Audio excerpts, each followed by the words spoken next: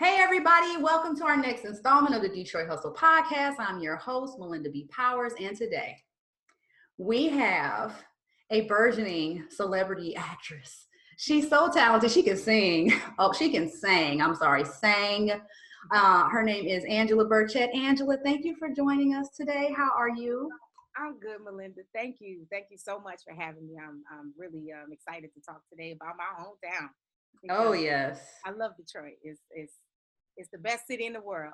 Hey, now that's what I like to hear, and that's why we started this. But I got to shout you out a little bit. We'll get to it in the broadcast, but just on the front end, for those that don't know, Angela just portrayed Jackie Clark in the Clark Sisters movie on Lifetime, which I've heard so many great reviews about. I haven't had a chance to catch it yet, but I've seen some clips, and I'm really psyched to see it. But keep an eye on her. She's moving. I mean, I won't even get into it because I've read your bio and everything. So let's just get into it. So just tell us a little bit about where you're from in the D, where you started out, what schools you went to. Just give us a little background on Angela. Awesome. This is so cool. I get to talk about home. And Yeah. people will be like, oh yeah. As opposed to all the other ones I've done. They're like, oh, okay. they don't get it. Oh, But awesome. yeah, I'm originally from Detroit, born and raised on the west side. Well. Between Southfield and Evergreen, 6 and 7, Ooh. like a little grid. Uh-huh. I went to Holcomb Elementary. I then went to St. Scholastica Middle School, and then I went to Renaissance High School. Well, you can't win them all. I don't think she's gonna be able to stop herself. I couldn't. I was gonna be like, I don't really know her like that. I won't go there. I'm sorry, I had to. That's my only one. I don't need to do it at length. I got enough last week. I grew up in a house where 2 Renaissancers and 1 cast person, so it's been a constant thing. To this day, my sister Antea and I, if it comes up, we'll back and forth. Yeah. But it's cool. It's really exciting to people all over the world know about Cast Tech. It's like Los Angeles High School from Detroit. So what? Now see, you get all the respect for that, okay? But yeah, I graduated in '97, and then I went to Kentucky State University, which is a small HBCU, the only one in this Commonwealth of Kentucky. I majored in music education. I dual majored in music education and vocal performance. So acting and performing as an actor, I did it intermittently, but I really didn't even get into really knowing about it and researching and then studying until really college, end of college, going and graduating. So I take pride in being a person whose journey is not like the typical, I went to this college and I'm on my 10th Broadway show and, I went to this, that, I went to schools that always had music and arts, but ironically, what I do mostly is not what I went to, what was in my schools. It was mostly choir singing, group singing, instruments. I played in the band too, and all that stuff. Oh, what instrument? Wait a minute. I play percussion. Ooh. Yeah. I played in the symphonic band. I marched for 1 season, but then yeah, that's a different life. It is. And 2, when I was in school, we halfway through we got a new band teacher who was the bomb. But you know how if you in 10th or 11th grade, yeah, program. So I was kind of like, I'm on my way out. I'm not, I don't love it that much anymore to really do it. Sure. But it became a great program, but it was newer when I was there. But yeah, I came back to Detroit before I moved here to New York. I taught school. I taught K through 8 music at Paul Robeson, which is also on the West Side. And I was able to start the music program there. They didn't have really anything. They didn't have. Wow. I think they had the band, but they didn't have vocal. They didn't have acting or any of that. So I just covered the choirs. I gave the voice lessons, and we did musicals. So they kind of got acting. Wow. I mean, so you just came and created. Now, see, that's nothing to sneeze at. That's not easy work. And just to backtrack a little bit, we are also both HBCU graduates. I went to the one and only FAMU. Oh, okay. Rattler strike, yes. But I think we came out the same year. I came out in '02. Yeah. I came. I dual major, so I spend a little extra time Mm-hmm. in school. Well, But you had to. That's a lot. That's double yeah, woo, the work. geez, looking back, I'm like, why did you do that again? Right. Um, but it was great because I had everything that I needed to build a program, Sure. and to see it. I mean, I didn't stay very long because New York was calling me, so Mm-hmm. I didn't stay too long. But I got the program up and Up running, and running. that Yeah. portion of the program up and running. And then, came to New York, and that's kind of it. All kind of shifted from there once I decided that I wanted to pursue this full time. And like I said, I don't have that story of, I went to this famous, I didn't go to NYU or Tisch or any of Mm-hmm. these places. My school was doing shows. I learned from my colleagues and directors and, musical directors and choreographers. And, and that's been it. Mm-hmm. I've had to be very proactive in my training. I've done television, but I've taken maybe one TV acting for television class. Um, Mm. it really is just being able to pick up quickly and take adjustments and kind of figure things out as you go. So it can be done. And I did it late. I didn't come to New York till I was in my late 20s. Okay. So like I started out obviously not in the union, and I'm like one of the older people in shows because all the non-union folks are young. People at that point were union members, but like Right. I didn't know what that was. I just got to New York and just started Like I auditioning. just want to do some work. Yeah, I just work. I didn't, and of course, as you go through the way, how we do it here, you learn and you pick up things along the way. So it's been quite a journey. But I Sounds wouldn't like trade it. any of it. It's been amazing. I've been in New York almost 15 years now, Ooh. and I love it. It's home. It's not my Yeah. hometown. I always Gotcha. be a Detroit girl in my heart. But it's home, and New York's been good to me. I can't complain. Now she's been rough too. Oh yeah. She's known for It's that. true. If you can make it here, you can make it anywhere. That is true. So what area are you living in, if you want Well, to share actually, that? some people call me a little bit of a like because I moved to Jersey actually. Ah, what part? I'm right now. I'm in Palisades Park, which is it's like North Jersey near the bridge, like right where it splits off, where you go into like Yonkers and stuff. Sure. But I've not been here long. I was in Jersey City for years. Like, I was in Jersey City. I tried to make my way in the big city back in '08, right at the economic downturn during the oh, election. Yes, it was fabulous. And but I loved it. I still love New York. I don't get there as much as I would like, but it's an awesome, phenomenal place. So I yeah, commend you for making it work. yeah, I want to just drag you back a little bit. okay. So I know I read your bio, but I want the listeners to get a more organic sense of how you realized this is what you wanted to do. So when I was, I guess maybe 13 or 14, I through a summer program that was led by a man named Clyde Harper, who is still he's not in Detroit anymore, but he's still very much building young people's careers and starting them off with training and acting, kind of like a conservatory. Mm-hmm. And I auditioned. It's called the Summer Youth Arts Employment Program. And it was there that I met Clyde. And then would also there's where I started my relationship with the amazing founder and former artistic director of the Mosaic Youth Theater of Detroit, who everybody knows Mosaic. But back then the day, he was just getting started. The company had only been around for maybe 2 or 3 years. But he was brought in to direct this program's production of Curly. And that was the first time that I was cast in a principal role within a professional. I got paid. It was a professional theater production. At the time, I didn't realize, I'm having like top of the line direction, choreography, the other actors.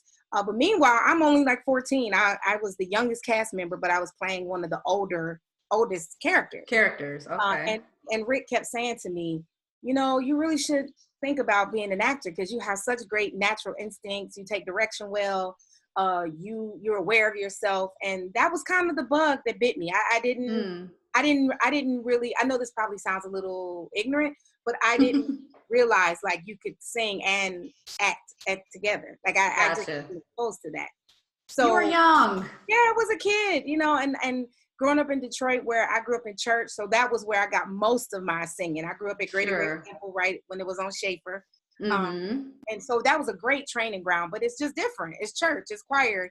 So I didn't know about it. And it was like a whole world opened up to me. And I never stopped being inquisitive. I never stopped doing it. I was with Mosaic for a little while, doing some of their performances, and got to work with Rick more, and we just kept in touch and over the years. And anytime I needed any coaching or anything, I could go to him. MC at Cass, she's like another mom to me. Oh, I go to yes. Cass. It's like I did. All my best friend Yeah. Cass and is one of MC's girls, and Okay. Dominique got all of those. Oh yeah, she was on season 1. Oh yeah. So I got exposed early to both what it was and how I felt about it, but also other young people who had been doing it already, who were good and like had this natural ability. And I could just name at least 10 people that are on television right now or on Broadway or playwrights or all types of things that started in Detroit right around in the 90s, just learning. So yeah, I definitely around 14, and then it just kind of blossomed from there. Yeah, it's kind of funny though that so this is episode 7 of season 2. We had 10 in season 1, and most, if not all, of our guests have done some kind of musicianship in their careers as students or professionally. So music is a huge thread of this broadcast. And myself, I've played and sang and done things too. So I just think that's really cool and unique. And I think that's something about Detroit that people don't always realize is how talented Detroiters are, and just naturally just adept at different modalities and arts in general. So thank you for highlighting that yet again. Yeah. And I mean, no matter where people end up, be it something very technical, they always have that music background. I just think that's super special. But so what was the moment when you're in Detroit starting these programs at Robeson, you're like, what was it that said, okay, it's time to go? Well, it was a few, but I think the one that really got me was one day Dr. Marcus Collins, who you had on your show, his mom was the principal at the time, and she came down to my classroom for something. I don't remember what it was, and we just got to chatting, and she said, I was thinking about you the other day. Are you singing or anything? I mean, I know we love you here, and you're always here and with the kids, but I'd love to come hear you sing like you used to, and I said, well, I don't really have time between. I mean, I sang at church, but as far as like really doing what I love, this being passionate about, I wasn't doing it. And that was kind of the joke that was like, wait a minute, I'm not doing it. Time is just kind of ticking on by. And, I was having some vocal problems because of teaching and, demonstrating. I'm playing the piano and I'm banging on the piano and singing over it, every class, every day. So by Thursday, every week I'm hoarse, and, and then whatever I had left was gone on Sunday. And it just kind of got to the point where I was like, okay, Angie, is this what you want to do for the rest of your life? Do you, it's fine if you do, but like, that you want to be in New York. I had friends who I did summer stock with who were like, you need to move to New York. And I'm like, I got to finish my degree, and I went home, and they'll call every 6 months like, hey, Aunt, are you coming? I'm like, nah, And so after that conversation was when I really kind of, I think, not even my words, just my energy, my thoughts, start putting it out there. And then an opportunity presented itself that kind of literally snatched me out of Detroit to go work, and then which turned into me transitioning to New York. So what was the opportunity? You've got me intrigued. Yeah. So these friends that I talked about that check in on me from time to time, which both are amazing Broadway and television actors now. But they were same as me, but they were theater kids. Dominique and Angela? No, I know them, but I just took a stab. In New York, they definitely looked out for me, Okay. I've kind of lost touch with Angela, but Dominique for sure. Like sure, okay. Always. But these they were a couple, and they said, hey, Ange, we were just checking in with you because they were on the road with a show at the time. Smokey Joe's Cafe was on their national tour. Okay. And they called and said, we know it's a long shot, but I just had to call you because we're about to lose one of our actors and they need an immediate replacement. Wow. And you're perfect for it. And I know you're teaching. I know you haven't been in this world for a while, but I really think between us rooting for you and you doing your thing on tape, you'll get it. So I'm thinking, no, like I mean, this is the end of the school. Lesson plans. It's like I can't just up and leave, you know. So I said, well, just okay, send me the stuff. So I called up some friends. We went up to Michigan, and because one of my best friends was she in her master's then? One of her master's or doctor program. So she was able to like get us in and get accompanist, and we put everything on tape. I sent it off. And I got it. I couldn't believe it. Now looking back, knowing how hard it was back then to book things off of just the tape without being seen in person, that was unheard of. But I booked it, which was kind of like, I know this is what I'm supposed to do. Right. Literally, I went to Dr. Collins. I was like, oh God, what am I going to say? I told her. I didn't know what her reaction was going to be, but she was so excited. And she basically said, I'll take care of everything. Don't tell the kids. The end of the school year, literally it was like report card turn in time. It was, yeah. She said, just get your classroom ready for the summer, turn in your report cards to me, and don't say anything to anybody, and go and don't come back. Wow. I literally went and didn't come back. So I told my kids bye on Friday, them not knowing that they weren't going to see me. I'll see you again. Oh. Sunday afternoon, I was in a rehearsal out in Reno, getting put into the show. So. Wow. And it's been like that ever since, literally. So, okay, so they were already on the road needing a replacement. Yeah. Wow. What was happening was they were shifting the tour into a casino. Okay. Tours do that a lot. They'll do like a chunk time where it's called a sit down, and they'll do that for however long. And so the girl who's in the track I replaced didn't want to do, they were bringing in a special guest for her role. So she was basically getting demoted, and she said, well, I'm gone.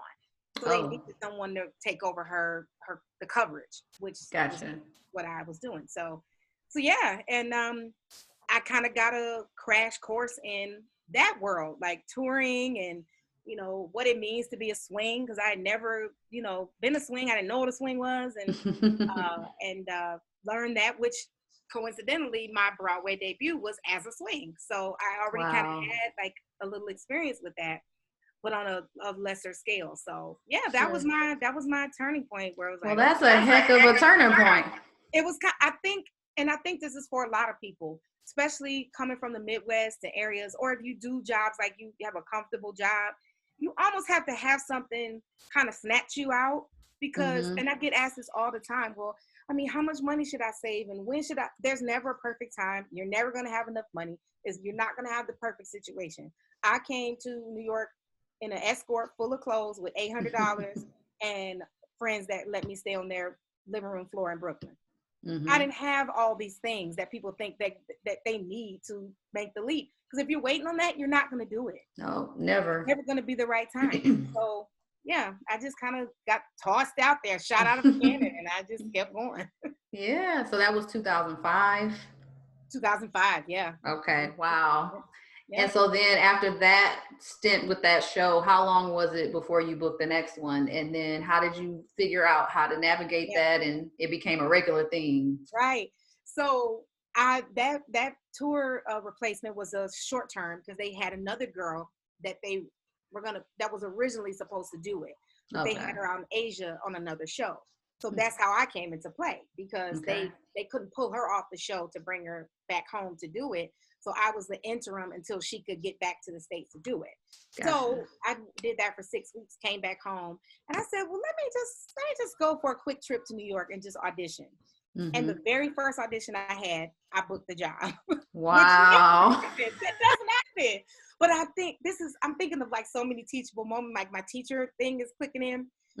I think too, when we are not so, what's the best way to say it? When you don't really know, that's when you're your most authentic self. It's kind of like when you hear people say, "Oh, she's jaded," or "He's he's over it."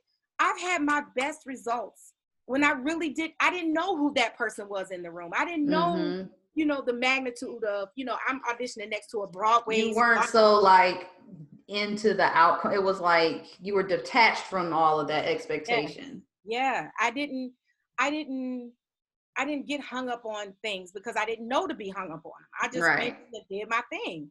And I think I wish we could harness that like in a bottle and like drink some of it when we get in our way. Some of the times I've been in auditions and I'm up against like Tony nominees and Tony winners. And I get in my head like, oh, you don't supposed to be here. You don't have the credentials. You don't have the this or that. But if I wasn't supposed to be there, I wouldn't be there. Exactly. So bring in the room why they brought you there. And that's what I wish I could remember it more, Yeah. But yeah, I went and I just went and I booked it. It was a Christmas show. Okay. And it was with a company that's kind of like the American equivalent to Cirque du Soleil. Oh, okay. They have a lot of shows like Cirque Dreams, Cirque this, Cirque that. But I ended the tour show in late summer. By late fall, I was in rehearsals for this Christmas show because it rehearsed through the fall and played through the winter. Okay. So at the time I had a roommate and everything, one of my homegirls that I went to college with. And I'm like, how am I going to tell her that not only am I leaving to go do this show in wherever, Missouri or something, but I'm also after that going to come home, pack my stuff and leave. And she was so excited for me. She was like, girl, I don't care. I can take you. And she's still in the apartment that wow. When I go she wasn't lying. No. She was telling the truth. You never got another roommate? She said, no, I didn't need one. When you left, it was like you were gone. I didn't want to bring anybody else. And she's still there to this day. Oh, that's kind of sweet. Always been so supportive. She went to Cass too. 98. Oh, my class. Kelly Williams. You know Kelly? Kelly Williams. She ran track. I need a face. Thousands of us. You got like 800 people in your graduating. I think we had like 525. We diminished quite a bit, but still. The name sounds very familiar, but I need a face. Her dad was a coach track at Renaissance, actually. He was a police officer, but she went to Cass. Yeah. Oh my goodness. Well, Kelly, we love you. Yes, my girl, she went to Kentucky State too. That's awesome. I mean, but it sounds like too, you have really great support, and it's no coincidence. Those are all Detroit people. All Detroit people. That's kind of how we do. So then you start booking things consistently. Now, what I want to know, just on the personal, and I'm sure the listeners want to know as well, how did you transition from the Broadway stuff to the film stuff?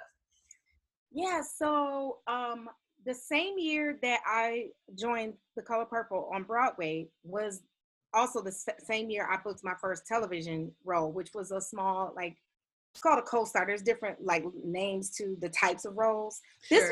This one is a little more meatier than a usual co-star. I was in 3 scenes with Kevin James, which is not usually that much, but it was my first, it wasn't my first television audition, but I had only done a few, and it was kind of that same thing of I'm kind of green to this part of the business. So I just went in and was myself, and I booked it. And I will say, as an actor, regardless of what idiom you're in, intention and honesty is the same. It doesn't matter if you're on a stage and your audience is 2,000 people, or you're on a set and your audience is a lens or a few different lenses in different directions. So that part wasn't tricky, especially since I was playing a co-star. I wasn't, I was the setup guy for Kevin James. That show was all just setting him up for the joke. But the lens and the angles, and it happened to be so still. And it was a little daunting at first, especially since my first, this was a multi-camera setup, which they don't do it very often. They don't do that very often. And we also had a studio audience. So this was a random, not usual situation for a first timer to go into. Yeah.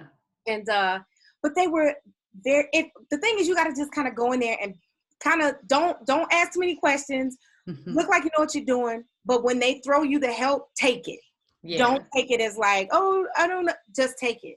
So, like I remember, for this one, I had to speak a little louder than you normally would have to, because we were in a set sound stage. So you got to kind of project a little bit, even though there's light, as opposed to like filming the movie or the other television thing where you just talk normal, because anything above a normal is, you sound like you're yelling. So it really was about being very observant, paying attention. When I was not called, I was sitting in my little chair. They give everybody a chair on set, and I watched everything so that I was not lost when it was time to shoot my scenes. Same thing with Blind Spot. It was a little easier because it's a little bit more like normal, where you just kind of reset up the shots. They shoot different angles, but it's just kind of one camera. Okay. And it was really easy at that point. So all of that kind of trained me for the film, where I was going to be in an entire movie from start to end with developing an entire character. So yeah, it's just really about being very intentional, but also really paying attention to the direction that you're getting, because really, to me, when you're acting for television, you don't have to imagine a whole lot, because it's all there. You're on set, you're in a house, you're outside, or whatever you're doing. So all you have to do is just really listen and pay attention to what the person in front of you is saying. Because a lot of time the camera's picking up you listening. It's not picking up you talking. So, which sounds easy. It sounds like, oh yeah, until you watch yourself and you're like, ooh, what did I do? Just last night I was in here doing a self-tape, and I was just watching myself back to make some adjustments, and I was just like, oh God, no, that was not at all what you thought. But watching myself helped me say, oh, I know how to shift myself a little bit. Yeah. So that all helps, when you do self-tapes, you watch yourself back, you watch other actors. And all of that helped. And so it makes it a little easier going back to the theater, because I can just be like, people doing this doesn't read on stage. Nobody knows what you did. They can't understand. Exactly. So yeah. What role did you play in The Color Purple? Because I don't know the answer. So I did the Broadway company and the national tour that went out right after it. Okay. So on Broadway, I was a swing for the church ladies, which for the listeners who may not be versed on the theater lingo, a swing basically is an understudy that covers more than one person. Gotcha. Typically a swing covers a lot of ensemble roles. They also cover principals, but typically cover a lot of ensemble roles. So it basically meant that I was like an on-call type of actor. Had to report every day, but I didn't go on every day. I only was there in case somebody called out, somebody got sick, somebody got injured, or something like that. So my main function was because Danielle Brooks was filming Orange is the New Black, and she was our Sophia. So she was going to be doing a lot of filming, and her understudy would be on a lot. So they needed a person that could really be there to cover. So that's how I came into the fold at Color Purple Broadway. But on tour, I was the church lady that opened the show. And if anybody's seen it, they know like it's like getting shot out of a cannon. That was because you literally. But you don't seem to be a stranger to doing that at this point. I'm telling you that our conversation is kind of helping me like realize like this is kind of your life, right? Getting shot out of cannons, the pressure, I've not had like an easy, like, oh, just, sit around and, smoke my cigarette. It's easy. No, like I haven't. And I also understudied Sophia on the tour, and I got to play Sophia in Detroit when we played the Fisher. Oh, nice. That was like all the feels. Yes, I bet. And I have not gotten to see that show. I'm so upset because I've read the book several times. I've seen the movie a million times, like most Black girls in America, but have not seen the play yet. That's going to be on my list. Yeah, when it comes back around, I know there was a tour that was out that got closed down because of the COVID-19. Yeah. But I'm sure, over time, the demand for that story is so big, it'll be back. Sure. It comes, you gotta see it. Got to. Well, you're definitely making me a lot more interested. I mean, I was kind of like, yeah, I know the story, but now I Yeah. want to see it. Like my Okay. character, for example, is not in the book. So Okay. none of the church ladies are. So it's like a Sure. cool device that they used to kind of help push the story along. But if you read the book, we don't exist. Exactly. But that's the thing about art, and that's what I love about art. Yeah. Yeah. It's just whatever you make it. Yeah. Creativity is awesome, right? Oh yeah. Okay, so we're gonna transition a little bit. Okay. Well, no, before that, I want to know what else is in the pipeline. Like, what are you working on? And why have we never heard any solo music from I you? know. I knew that question was coming. Hmm. Well, I did have a solo album that was out. I released in 2009. What? I know, and I feel I could kick myself because it did really well. I sold out of every physical copy I had, and it did well online. Hmm. But somehow I let the renewal lapse accidentally, and once you do that, it's like the music's gone forever. Oh Well, man. unfortunately, that's gone. But fortunately, I'm Hmm. in the studio right now. Actually, my single will be out very, very soon. I'm Ooh. really nervous because most people don't know me as a studio singer, even though Right. I'm a session singer. I do everybody Hmm. else's stuff. I don't do my own stuff. So Hmm. I will be releasing that. I'm hoping to have the full EP out probably by the end of the summer, early fall. What? But I'm trying to have this single out really soon, like within the next 2 to 3 weeks. Whoa, you heard it here, folks. Now, see, I Oh, didn't even know that. I'm kind of a prophetess in that way where I just brought that up and it just happened to be relevant. mm-hmm. No, so that's amazing. That Yeah. makes me happy because Well, I've thank heard you. you on other stuff. Right. I heard you on the Tale of Two Fools novel by Chad Serwick Hughes, and I love it. Detroit, Yeah. oh how I love you. Ooh, I want if you could just sing a little bit. Am I putting you on the spot? Ooh, do I I'm remember? shooting you out of a cannon. No, you oh, do I You remember? remember the words? Oh Oh, no. how I love you, Detroit. Detroit, there's no place I'd rather be. Detroit. I don't remember. That'll kill me. We can edit that part. Well, no matter. Thank you. I was wondering if I could slip that in somewhere, but Oh, yes, yeah, I I love forgot that. all about that tune. That's such a great tune. It is, and it Oh, just talks about all the landmarks and stuff, so it's really special. yeah. And yeah, we're gonna have to find a way to ease that into the broadcast. I know Yeah. I spoke about it once, but it didn't happen. But we're gonna work on that. Yeah, All yeah. right, so solo project. Any other film stuff? Any other? Well, I know right now stuff is really Yeah. not happening in that Well, way. I mean, I didn't really have anything coming up before this, just a lot of auditions because this is Gotcha. the year. Well, it would have been ending now, but right when everything started is when pilot season happens. So all of Yeah, the even everything's possible just things at a gone. halt.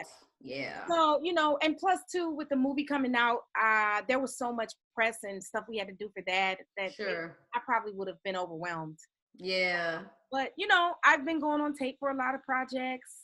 I've gotten callbacks for things, so we'll see. Nice. I think everybody just has like a huge question mark over their head, Mm-hmm. especially in the theater community, because we honestly we just don't know. Producers Yeah. are, I've lost a lot of money because these shows are closed.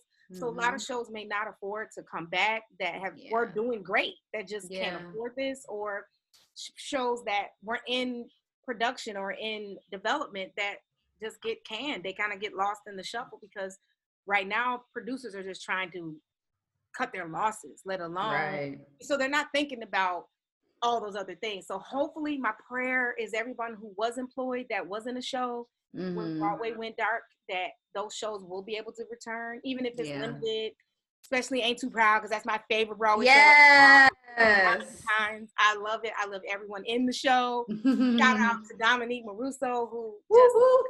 bossed up and gave us a jewel with that show. So I'm praying all those guys could come back and stir us up like they did. But I'm also hoping that people will not let this stop them from creating and Right. putting new works out and using this as a reset time to look at Sure. new things, maybe bring up some old projects that they kind of previously canned and said, let's revive this. Let's look at it and see what we can do. So Sure.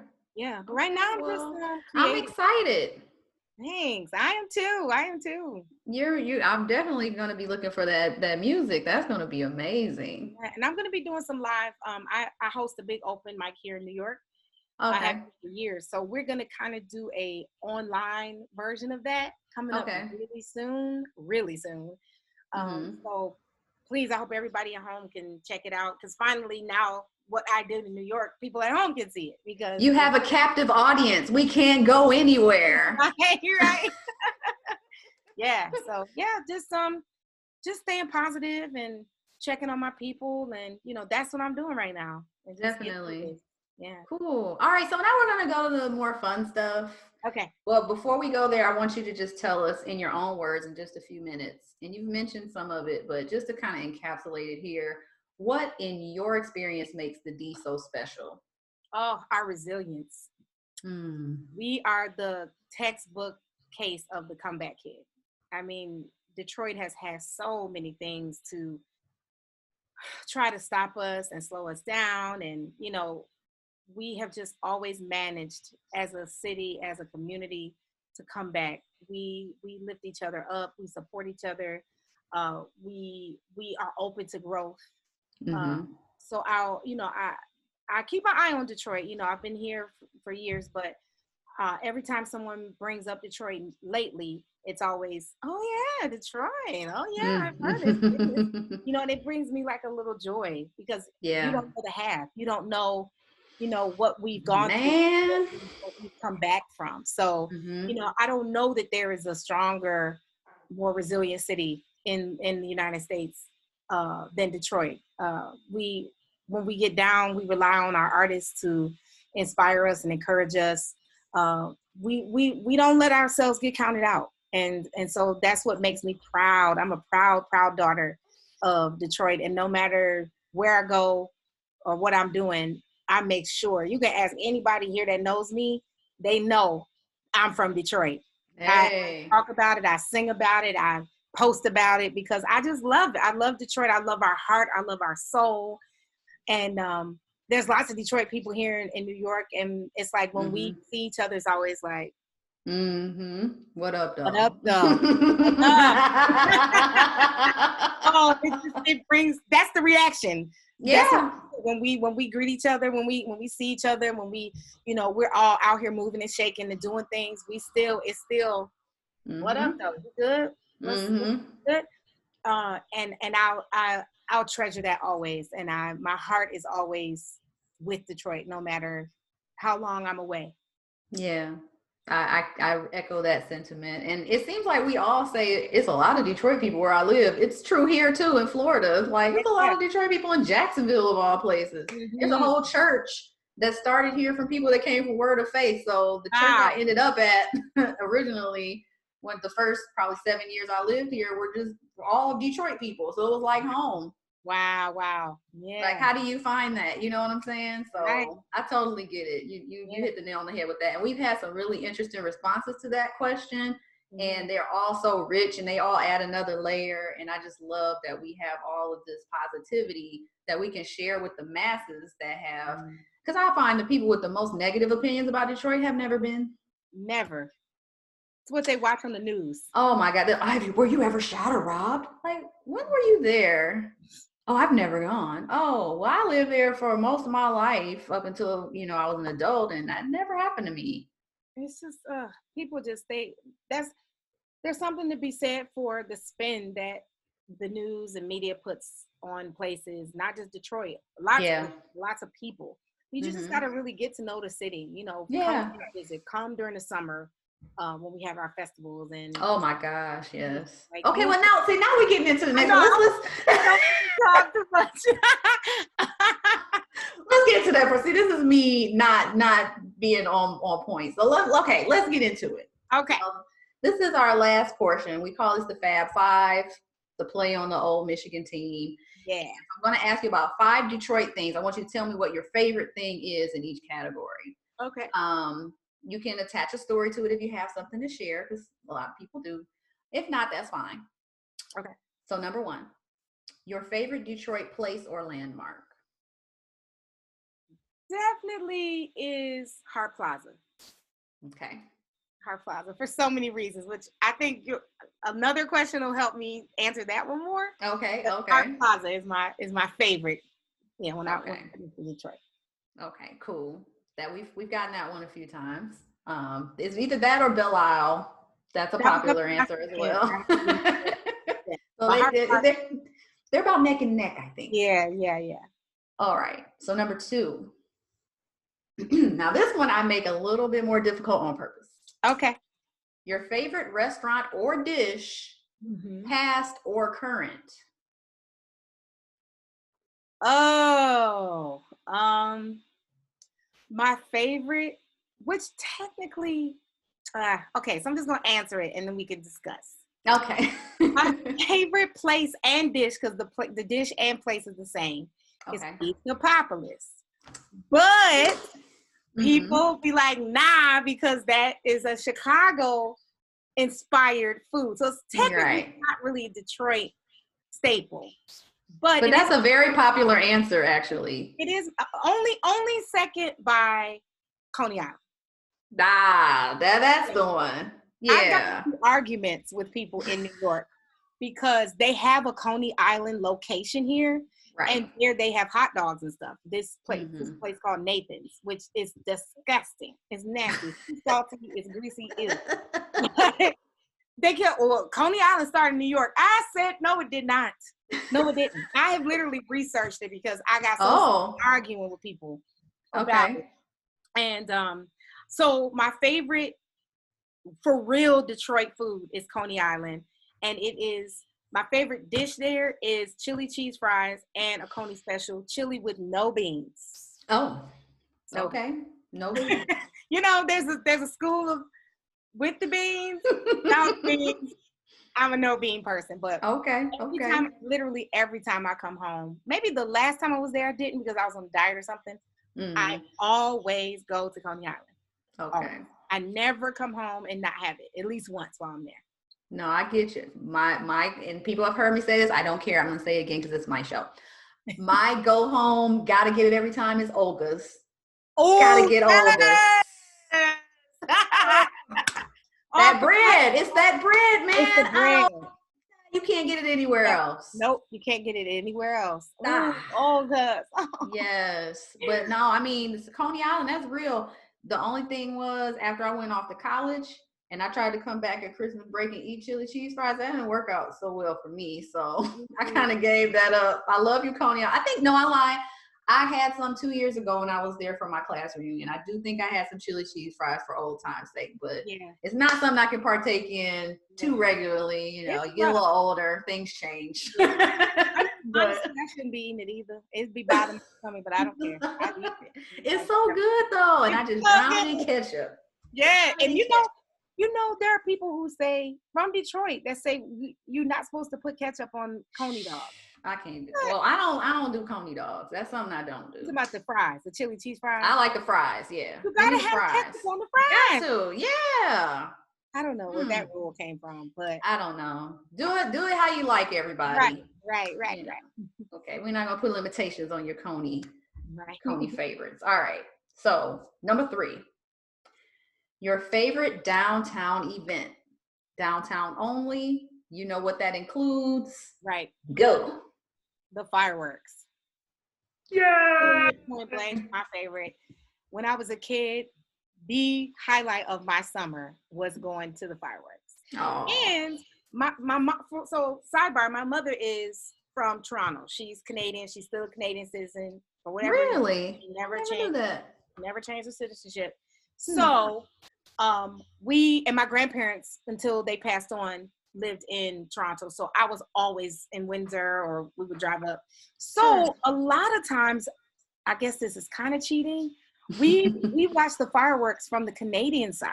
Okay. Because they had the rides and the food. I mean, even though they had food on the Detroit side, but they had rides. And so my parents would make like a whole 2-day thing of it. We would go ride all the rides, watch the fireworks. Then we would stay at a hotel overnight, get up and have breakfast at this place called the Golden Griddle. It's a Ooh. Canadian breakfast spot that has the best pancakes, and then we would come home. So Aw. when I was really little, we stayed on the Detroit side, but then once I became a teenager, we watched on the Canadian side. But by far my favorite event ever. And some of the best fireworks I've ever seen. After I left Detroit and tried to watch fireworks in other places, I'm like, what is this? Yeah, This is terrible. not that good. Oh my God, where's the finale? Like that Right. was it? Oh, it's nothing like sitting on the lawn or getting your chair and then it gets dark and those things go off and everybody's cheering and clapping. It's just the best. It's the best. It is. Oh, yeah, that's a really good one. Jarrell also mentioned that as his favorite too. That was a really funny story he had. Okay, so we're winding down. We got 2 more. Okay. Number 4, your favorite Detroit sports team. The Pistons. Of course. That's the overwhelming favorite. Probably mainly because a few of the other ones disappoint us a lot. Well, not just one. We love you, Lions, but come on. You guys. We're still rooting for you. We're still rooting. We are, but it's just so sad. It's a struggle. It's a struggle. And I live in Jacksonville, so I just can't get a break. I remember one time, that reminds me of a time when I did live in New York, because I lived in the Bronx for years. Okay. I was on the train, and where I lived was the 4 train, and the 4 train is the main train that takes you literally right through Yankee Stadium. Okay. And so not to ride it when they have games because the trains are packed with people that come up from Manhattan and Queens and stuff to watch the game.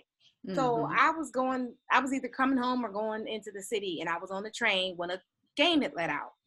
And it just so happened that this was a Yankees Tigers game, and we won. The Tigers won. I said, "Go Tigers!" on the train, and everybody was like, I'm from Detroit, so, and I just sat down, and everybody on the train was like, right, mean mugging. Staring. I said, I don't care. And my friends was like, shh. I said, I don't care. The Tigers won. I'm from Detroit. And they're like, well, this is Yankee town. I said, I don't care. Like, we get real back and forth with people, but I was very proud to cheer for my team, even though they were in New York playing. Right. I mean, hey, you can't help that. You got to root for the home team. That's right. And that was your home team. So. That's right. But I mean, some crazy stuff happens on the train, girl. I don't know. That day. Yeah, you did. Yeah. Man, this has been so fun. We are on the last one. Okay. I try to drag it out just a little bit because that's just how I am. No. So, number 5.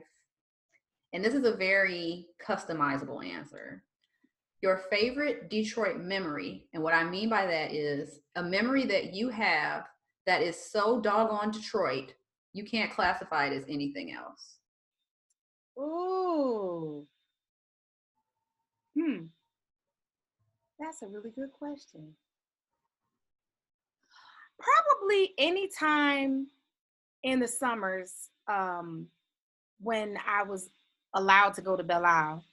Because back then, it was still kind of crazy, but a couple of times I was able to go to see like all the cars like blasting. Like, I have so many memories. Like, I've scratched that one. Okay, that's trash. Next. My favorite Detroit memory is one Christmas I was at Fairlane Mall, which that was the spot between Northland and Fairlane. God, in Northland! I mean, maybe. I didn't grow up on the west side, but...